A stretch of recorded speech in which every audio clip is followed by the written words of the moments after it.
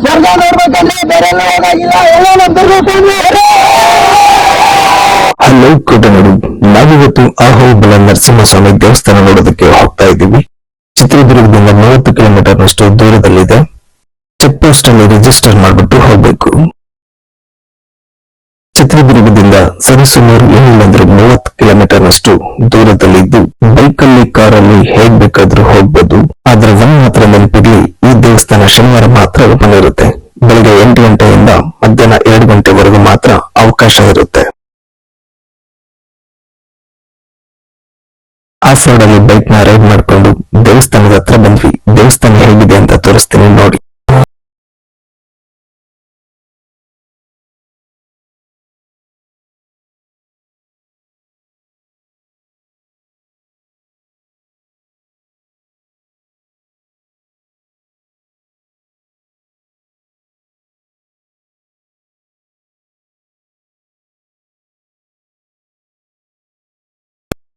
ಬಂದಿದೀವಿ.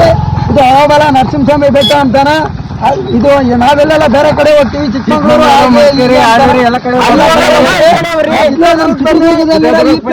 ನೋಡ್ರಿ.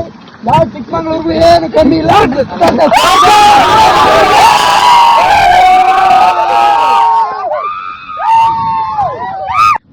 ಸ್ವರ್ಗ ನೋಡ್ಬೇಕಂದ್ರೆ ಬೇರೆ ಹೋಗಾಗಿಲ್ಲ, ಎಲ್ಲ ನಮ್ ದುರ್ಗ.